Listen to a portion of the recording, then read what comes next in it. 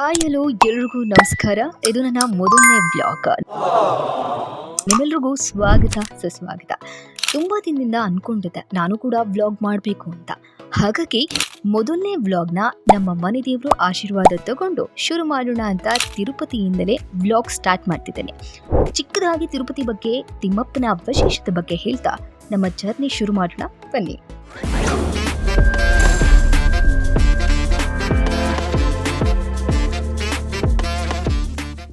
ಹಿಂದೂ ಪುರಾಣಗಳ ಪ್ರಕಾರ ಭಗವಾನ್ ವೆಂಕಟೇಶ್ವರನನ್ನು ವಿಷ್ಣುವಿನ ಪವಿತ್ರ ಅವತಾರ ಎಂದು ಹೇಳಲಾಗುತ್ತದೆ. ಮಾನವ ಅವತಾರದಲ್ಲಿ ಜನಿಸಿದ ವಿಷ್ಣುವು ಲಕ್ಷ್ಮಿಯನ್ನು ಹುಡುಕಿ ಹೊರಡುತ್ತಾನೆ. ಆ ವೆಂಕಟೇಶ್ವರನನ್ನೇ ನಾವಿಂದು ತಿರುಪತಿಯಲ್ಲಿ ನೋಡಬಹುದು. ವೆಂಕಟೇಶ್ವರನನ್ನು ಕಲಿಯುಗ ದೈವ ಎಂದು ಕರೆಯುವ ಕಾರಣ ಆತ ನೆಲೆಸಿರುವ ತಿರುಪತಿಯನ್ನು ಕಲಿಯುಗ ವೈಕುಂಠ ಎಂದು ಹೇಳಲಾಗುತ್ತದೆ. ಇದು ಭೂಮಿಯ ಮೇಲೆ ಭಗವಾನ್ ವಿಷ್ಣುವಿನ ವಾಸಸ್ಥಾನವಾಗಿದೆ. ಇನ್ನು ವೆಂಕಟೇಶ್ವರ ಸ್ವಾಮಿಯ ವಿಗ್ರಹವು ತುಂಬಾ ವಿಶಿಷ್ಟ ಮತ್ತು ಶಕ್ತಿಯುತವಾಗಿದೆ. ಆಕರ್ಷಕ ವಿಗ್ರಹವು ಹಲವಾರು ಪವಾಡದ ಗುಣಲಕ್ಷಣಗಳನ್ನು ಹೊಂದಿದೆ. ಪ್ರತಿದಿನವೂ ಹೂಗಳಿಂದ, ಉಡುಪುಗಳಿಂದ, ಆಭರಣಗಳಿಂದ ಭವ್ಯವಾಗಿ ಅಲಂಕರಿಸುತ್ತಾರೆ. ನಿಜಕ್ಕೂ ನೋಡಲು ಎರಡು ಕಣ್ಣು ಸಾಲುವುದಿಲ್ಲ.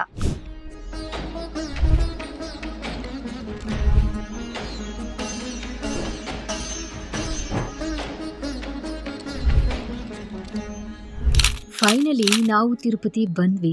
ಇನ್ನು ಯಾವ ಕಡೆ ನೋಡಿದ್ರು ಫುಲ್ ಬೆಟ್ಟ ಬೆಟ್ಟ ಬೆಟ್ಟ, ತುಂಬ ಬ್ಯೂಟಿಫುಲ್ ಆಗಿ ಕಾಣಿಸ್ತದೆ. ಇನ್ನು ಇದು ದೇವಸ್ಥಾನದ ಮೇನ್ ಗೇಟ್. ಇಲ್ಲಿಂದಲೇ ಎಂಟ್ರಿ ಆಗೋದು. ಇಲ್ಲೇ ಲಗೇಜು, ಕಾರು ನಮ್ಮನ್ನೆಲ್ಲ ಚೆಕ್ ಮಾಡಿ ಒಳಗೆ ಬಿಡ್ತಾರೆ. ತುಂಬ ರಶ್ ಇತ್ತು ಅಲ್ಲೂ ಕೂಡ. ತುಂಬ ಹೊತ್ತು ವೆಯ್ಟ್ ಮಾಡಿದ್ವಿ. ವೀಕೆಂಡ್ ಅಲ್ವಾ, ಇನ್ನು ಜಾಸ್ತಿ ಜನನೇ ಬಂದಿದ್ರು. ಎಲ್ಲ ಚೆಕ್ಕಿಂಗ್ ಆದಮೇಲೆ ಇಲ್ಲಿಂದ ಬೆಟ್ಟಕ್ಕೆ 2 ಕಿಲೋಮೀಟರ್ ಹೋಗಬೇಕು, ಆದರೆ ದೇವಸ್ಥಾನಕ್ಕೆ ರೀಚ್ ಆಗೋದಕ್ಕೆ. ಮತ್ತು ಅಲ್ಲೂ ರೀಚ್ ಆದ್ವಿ. ಕಾರ್ ಪಾರ್ಕಿಂಗ್ ಮಾಡಿದ್ವಿ. ಸೊ ಫೋನ್ ಅಲೋಡ್ ಇರಲ್ಲ, ಹಾಗಾಗಿ ಫೋನೆಲ್ಲ ಕಾರಲ್ಲೇ ಬಿಟ್ಟು ಫ್ರೀ ದರ್ಶನದಲ್ಲಿ ನಿಂತ್ಕೊಂಡ್ವಿ. ಸುಮಾರು ಹೊತ್ತು ಫ್ರೀ ದರ್ಶನದಲ್ಲಿ ನಾವು ಅಲ್ಲೇ ಲಾಕ್ ಆದ್ವಿ. ಅಂದರೆ ಮಧ್ಯಾಹ್ನ 1 ಗಂಟೆಗೆ ನಾವು ಕ್ಯೂನಲ್ಲಿ ನಿಂತಿದ್ದು. ನಮಗೆ ದರ್ಶನ ಆಗಿತ್ತು ರಾತ್ರಿ 12 ಗಂಟೆಗೆ.